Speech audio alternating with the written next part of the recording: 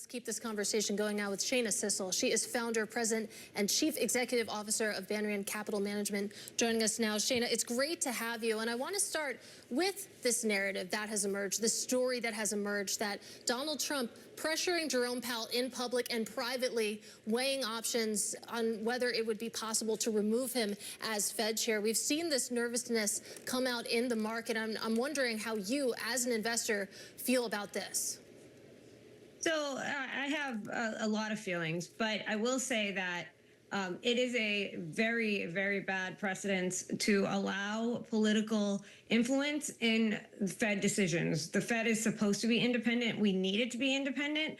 We do not want a Fed that is influenced by the political leanings of the president, no matter what. The Fed has to be able to act in the best interest of the capital markets, and the Fed is the only one that really has the ability to kind of take a step back and do things independently, who is not influenced by whether or not, their favorability ratings are going up or down. I think it's really important that we really focus on the fact that it would be unprecedented if the president were to remove Chairman Powell. We know they don't get along. That was something that was kind of touched on when the president was reelected. So I think it's a bad precedent. I think the Fed needs to stay independent. I think that is the criteria that makes the Fed effective. Whether or not we agree with their decisions is a different story. But I do think that the independence of the Fed is paramount. Shana, good to see you. Sonali, Basak here. You think about how much more uncertainty this adds to a pot that has already been boiling over with uncertainty, whether it comes to tariffs or the slowing of the economy or just the general volatility you're seeing in markets right now. When you talk to clients, how willing are they to be investing at this point in time, or are they running for cover?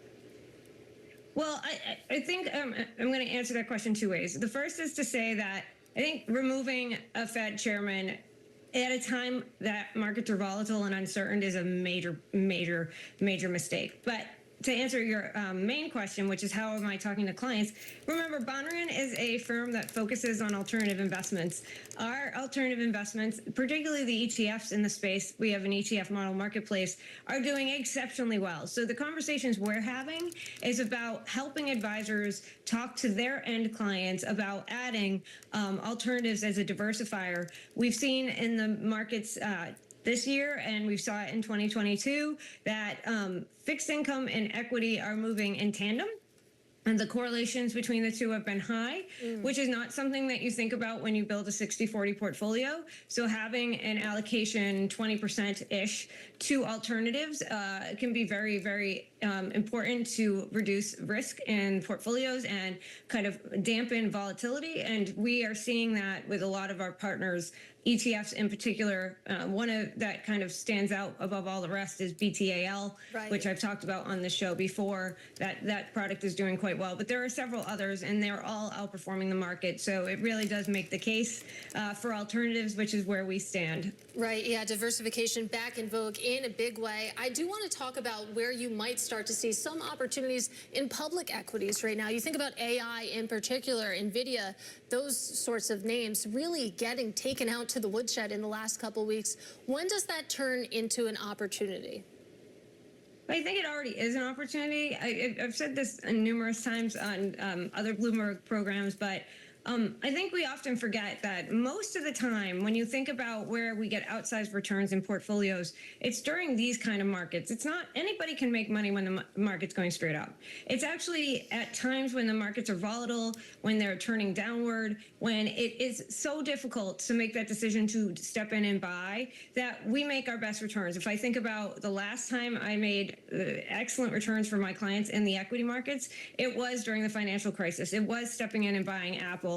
It was stepping in and buying Goldman Sachs. It was that kind of thing. I think now is the exact same thing. We look at some of these names and we look at the longer trends, short-term headwinds, but long-term tailwinds. And so NVIDIA, Vertiv, these are the names that I'm taking a look at, Marvell. All of the AI names, I think the long-term trends for AI are persistent. And so I am looking at these options. I'm not trying to pick a bottom. I'm just looking at NVIDIA is trading at one of the most attractive valuations it's ever traded in the history of the stock. So, these are the things that I'm looking for. And again, I'm not trying to pick the bottom, but I am looking to step in when it seems warranted based on valuation. Bravery in the face of a storm. Shana Sissel of Banríon Capital Management, we thank you so very much for joining us today.